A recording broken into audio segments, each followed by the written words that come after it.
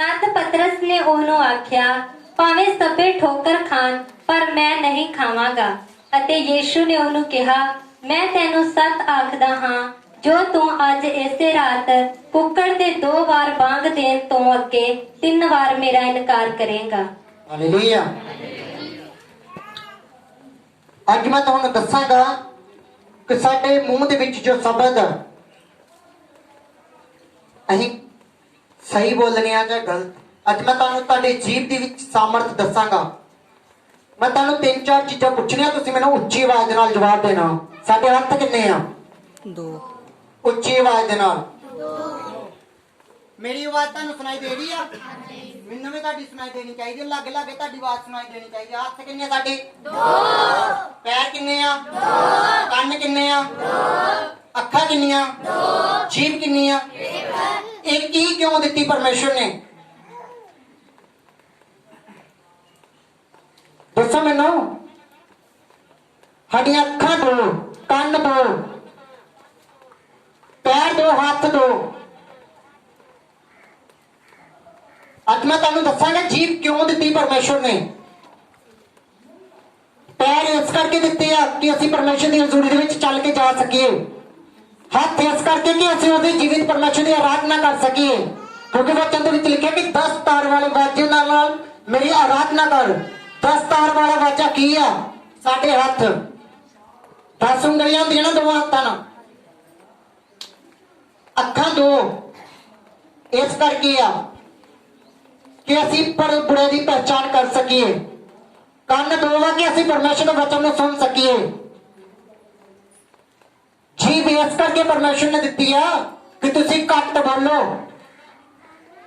इस करके परमेश्वर ने एक जीभ दित्ती है, क्योंकि अज असीं नहीं जानते कि साडी बॉडी का परमेश्वर ने इस तरह क्यों बनाया। परमेश्वर चाहता कि तुसीं घट बोलो और ज्यादा सुनो। ज्यादा परमेश्वर के भवन के विच अपने पैरों में चल के आओ। ज्यादा तालियां बजा के उस जीवित परमेश्वर का धन्यवाद करो।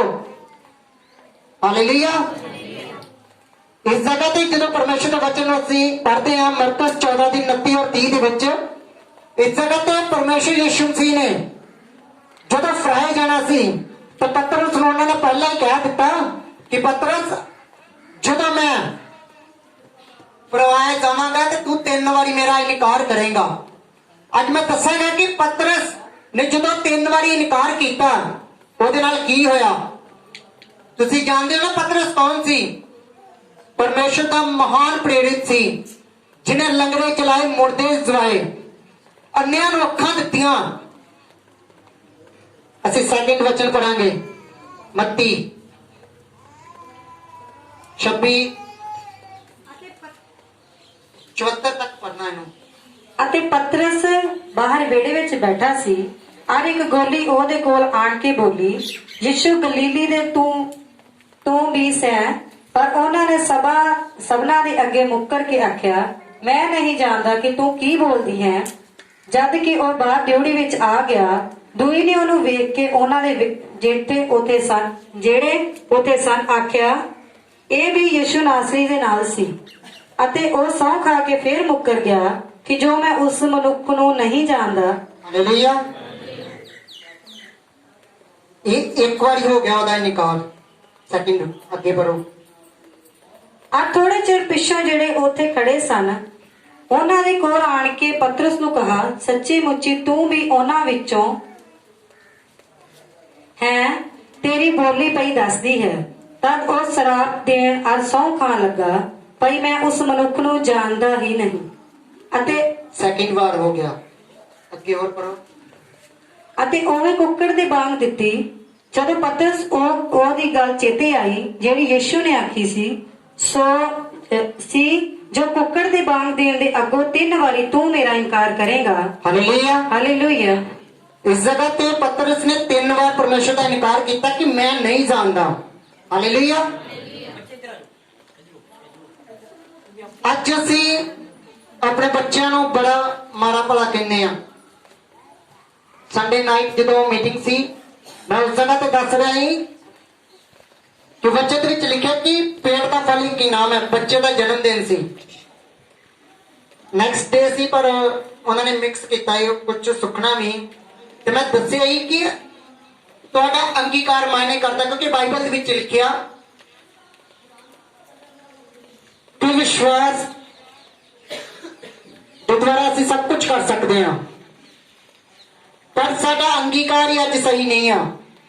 ਅਗਰ ਅਸੀਂ ਆਪਣੇ ਬੱਚਿਆਂ ਨਾਲ ਕੋਈ ਗਲਤੀ ਕਰਦਾ ਤਾਂ ਮਰ ਜਾ, ਦੁਰ ਫਿਟੇ ਨੂੰ, ਇੱਦਾਂ ਕਈ ਇਹੋ ਜਿਹੀਆਂ ਗਾਲਾਂ ਕੱਢਦੇ ਆ ਆਪਣੇ ਬੱਚਿਆਂ ਨੂੰ, ਤਾਂ ਬਾਈਬਲ ਦੱਸਦੀ ਹੈ ਤੇਰੇ ਮੂੰਹ ਦੇ ਵਿੱਚ ਆਸ਼ੀਸ਼ ਤੇ ਤੇਰੇ ਮੂੰਹ ਦੇ ਵਿੱਚ ਸ਼ਰਾਬ। ਹਾਲੇਲੂਇਆ। ਤੁਹਾਨੂੰ ਸਮਝ ਆ ਰਿਹਾ ਮੈਂ ਕੀ ਕਹਿਣਾ ਚਾਹੁੰਦਾ? ਬਾਈਬਲ ਦੱਸਦੀ ਕਿ ਤੁਹਾਡੇ ਮੂੰਹ ਦੇ ਵਿੱਚ ਆਸ਼ੀਸ਼ ਤੇ ਤੁਹਾਡੇ ਮੂੰਹ ਦੇ ਵਿੱਚ ਸ਼ਰਾਬ ਆ। ਤੁਸੀਂ ਚੰਗੀਆਂ ਗੱਲਾਂ ਆਪਣੇ ਮੂੰਹ ਦੇ ਵਿੱਚ ਕੱਢੋਗੇ ਤਾਂ ਤੁਹਾਨੂੰ ਚੰਗੀਆਂ ਹੀ, ਜੋ ਬੀਜ ਤੁਸੀਂ ਚੰਗਾ ਬੋਗੇ ਸੋ ਹੀ ਕੱਟੋਗੇ। ਹਾਲੇਲੂਇਆ। ਸੋ ਇਸ ਜਗ੍ਹਾ ਤੇ ਪਰਮੇਸ਼ਵਰ ਦੇ ਦਾਸ ਨੇ ਪ੍ਰਭੂ ਯਿਸੂ ਮਸੀਹ ਦਾ ਇਨਕਾਰ ਕੀਤਾ। ਉਸ ਤੋਂ ਬਾਅਦ ਅਸੀਂ ਨੈਕਸਟ ਪੜਾਂਗੇ ਮਰਕਸ 16:7। ਪਰ ਜਾਓ ਉਹਦੇ ਚੇਲਿਆਂ ਅਤੇ ਪਤਰਸ ਨੂੰ ਆਖੋ ਜੋ ਉਹ ਤੁਹਾਥੋਂ ਹਾਲੇਲੂਇਆ। ਹਾਲੇਲੂਇਆ। ਇਸ ਜਗ੍ਹਾ ਤੇ ਲਿਖਿਆ, ਰਿਪੀਟ ਕਰੋ, ਸਲੋ ਪੜਿਓ।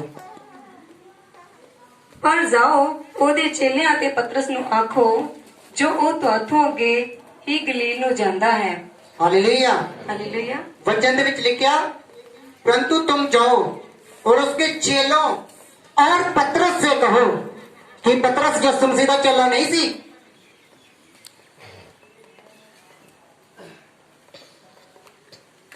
दसो मैनू कि पतरस जरा यीशु मसीह दा चेला है या नहीं सी? पर परमेश्वर क्यों कह रहा वा कि परंतु तुम जाओ और उसके चेलों और पतरस से कहो। पतरस ਨੂੰ ਕਿਉਂ ਅਲੱਗ ਕਰ ਦਿੱਤਾ ਪਰਮੇਸ਼ਵਰ ਨੇ? ਚੇਲਿਆਂ ਦੇ ਵਿੱਚ ਸਾਰਿਆਂ ਦੇ ਨਾਮ ਆ ਸਕਦੇ ਆ, ਪਰ ਪਤਰਸ ਨੂੰ ਕਿਉਂ ਅਲੱਗ ਕਰ ਦਿੱਤਾ? उसके चेलों और पतरस से कहो कि पतरस यीशु मसीह ਦਾ ਚੇਲਾ ਨਹੀਂ ਸੀ, ਉਹ ਬਾਅਦ ਵਿੱਚ ਚੇਲਾ ਬਣਿਆ। ਉਹ ਸ਼ੁਰੂ ਤੋਂ ਹੀ ਯਿਸੂ ਮਸੀਹ ਦੇ ਨਾਲ ਰਹਿੰਦਾ ਸੀ। ਜਦੋਂ ਦਾ ਪਰਮੇਸ਼ਰ ਨੇ ਉਹਨੂੰ ਬੁਲਾ ਲਿਆ ਕਿਸ਼ਤੀ ਤੋਂ, ਪਰ ਇਸ ਜਗ੍ਹਾ ਤੇ ਵਚਨ ਇਸ ਕਰਕੇ ਲਿਖਿਆ ਗਿਆ ਕਿਉਂਕਿ ਉਹਨੇ ਪਰਮੇਸ਼ਰ ਦਾ 3 ਵਾਰੀ ਇਨਕਾਰ ਕਰ ਦਿੱਤਾ ਸੀ। ਤਾਂ ਪਰਮੇਸ਼ਰ ਦੀ ਯੋਜਨਾ ਜੋ ਉਹਦੇ ਜੀਵਨ ਦੇ ਵਿੱਚ ਸੀ ਉਹ ਹਟ ਚੁੱਕੀ ਸੀ। ਤਾਂ ਪਰਮੇਸ਼ਰ ਨੇ ਫਿਰ ਵੀ ਉਹਨੂੰ ਪ੍ਰੇਮ ਕਰਦਾ ਸੀ। परमेश्वर ने कहा कि मेरे चेलों और पतरस से कहो। उस बाद असीं नेक्स्ट पढ़ांगे यूहन्ना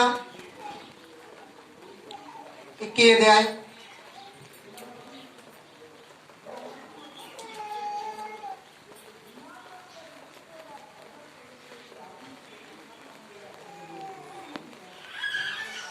यूहन्ना 21 अध्याय और 14। ਇਹ